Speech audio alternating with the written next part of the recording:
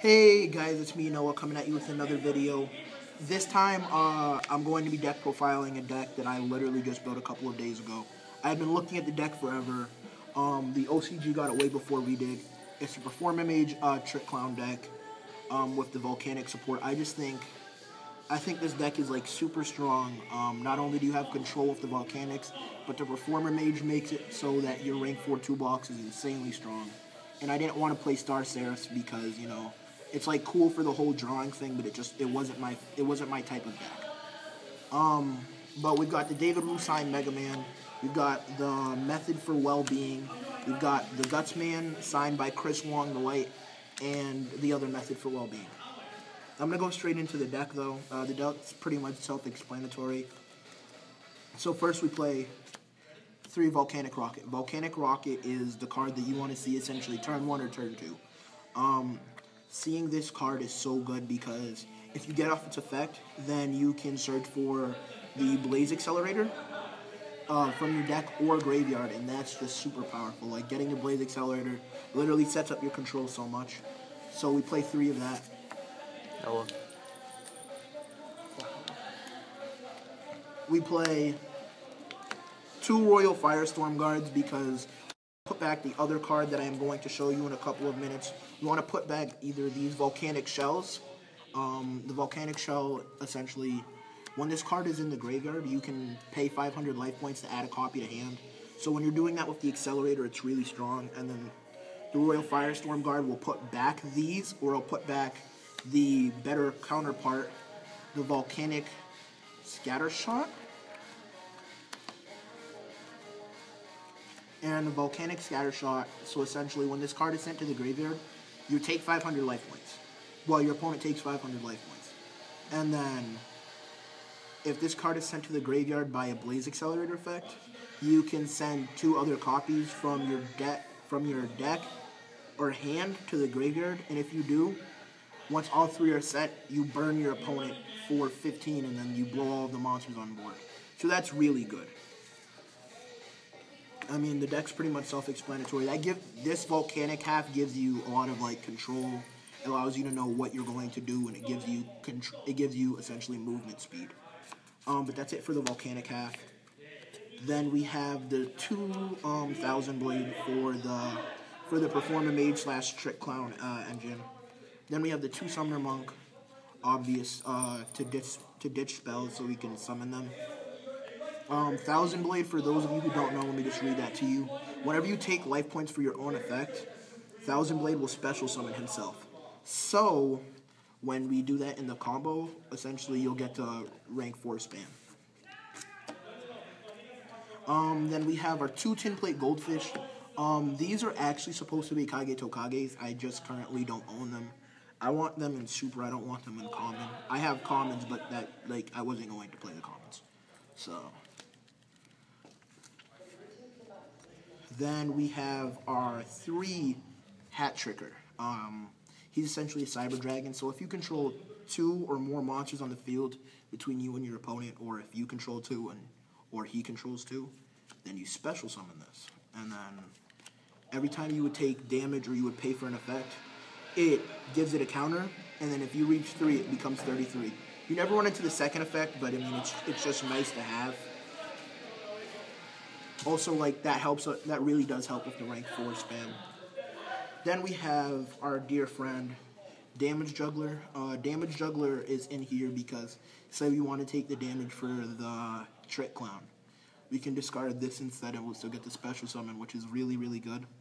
And also, when this card's in graveyard, you can banish a Performer Mage you can banish this card for a Performer Mage, which is really good because it allows you to get to the only reason why I would ever play a Performer Mage. Trick Clown. So Trick Clown has the effect, he literally just came out in Clash of Rebellion. He has the effect that when this card is sent to the graveyard, so you can detach it off of something to get its effect.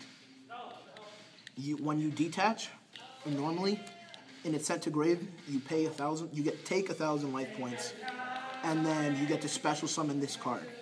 And then when you do that, you'll get to special summon Thousand Blade, so you get an instant rank 4. And if you do that during your opponent's turn, then that comes out, and then you can Rhapsody and Berserk loop, so you can get Rhapsody and Berserk and another rank 4.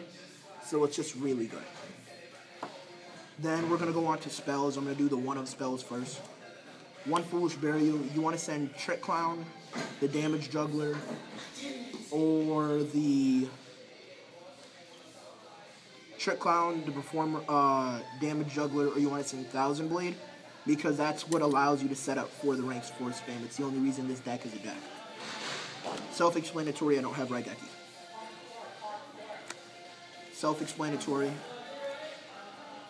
I don't actually ever use this because you get a decent amount of draws through the deck just playing it the regular way. So I normally just save these for Summoner Monk and then ditch to go into play so I can draw their cards. Would you ever cut them? No, you can't actually cut these cards because when you open awkwardly, because a lot of the time, like, your scatter shots and everything's together. So if you don't power shuffle, like, after every game, you'll run into the situation where you're drawing doubles of cards, and Upstart really does help fix that situation. So, we play those. That's the end of spells. This is, like, a very heavy-based monster lineup. Then we play best card in the deck. Obviously, like, I'm going to give this card MVP and Scattershot. You can send one Pyro from your hand to the graveyard when you flip this, and then you get to draw one. So it's super good.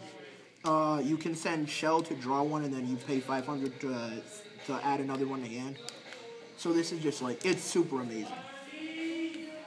And then we have our 2 Mirror Force. Obvious reasons, like, why let your opponent play Yu-Gi-Oh when you can Mirror Force them? I don't have a new copy of the Mirror Force, but I would probably tech one. I mean, it really does depend. Practice Trap-Hole Nightmare. This card is just really strong. And I'd say this deck's really, the only really bad matchup for this deck is Ignite. Ignite is going to be a super bad matchup for this deck, because when they make 86? when they make number 86, essentially they're going to go, okay, I'm going to blow your field, and you just go, hot no. And it doesn't matter if they get back all of their cards, because if you can set up for the scatter shot play, you're not going to be able to make another 86. You're not going to be able to touch their extra deck. And then we play Ghost of a Grudge as my tech, because I never play a deck without this card. We're going to the extra deck. I wanted to talk about these two for a minute. Diamond Direwolf is just an amazing card.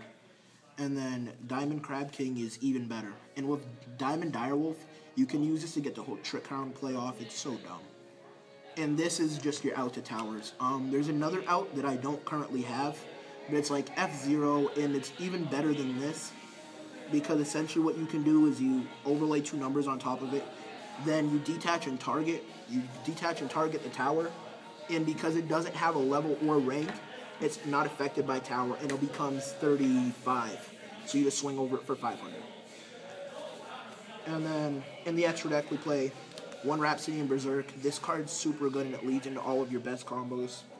And of course, we play it in succession with our 2 Gagaga Samurai.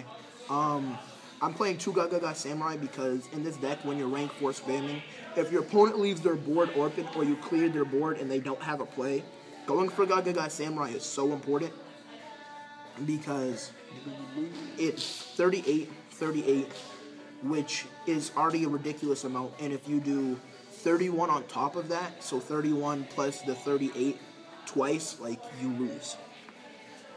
Like, there's no coming back from that, even if I give you 3 upstarts. So, then we play King of the Feral Imps.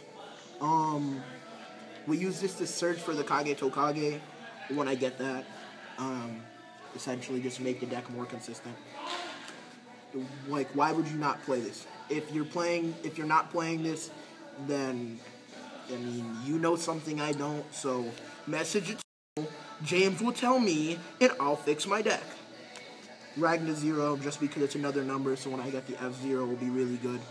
And somebody tried to honest me the other day, and okay, I was like, okay. And then I went into this, and I just destroyed it because it lasts till the end of the turn. So, Yugioh Merogeist, an Abyss Dweller, an actual Abyss Dweller. Maestroke, sometimes you do need to stall in this deck if you're not drawing into the right cards, which is very unlikely, but we play this just in case. I like to steal games.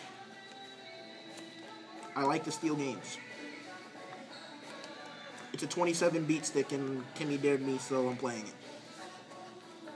And this, if you're losing, making this is so powerful. Not only do you lock your opponent out of back row, you can essentially beat over them by 100. That's the deck. I am still testing, though. I did want to give a shout out to Kevin. Kevin, thank you so much for allowing me to be able to play this deck. I know he just made a channel. I'm probably gonna end up putting it in the description sometime next week. So go and check them out. Also, there's gonna be a Yu-Gi-Oh tournament here in Malden, essentially run by Team 1inch. So if you're in the Malden or Boston area, come and check us out. It doesn't cost any money. There's going to be free food. There'll be board games on the side. There'll be a donation box. Tell all your friends. The more people that show up, the more tournaments we can get out here in Malden. And I'm Noah from Team 1inch signing out.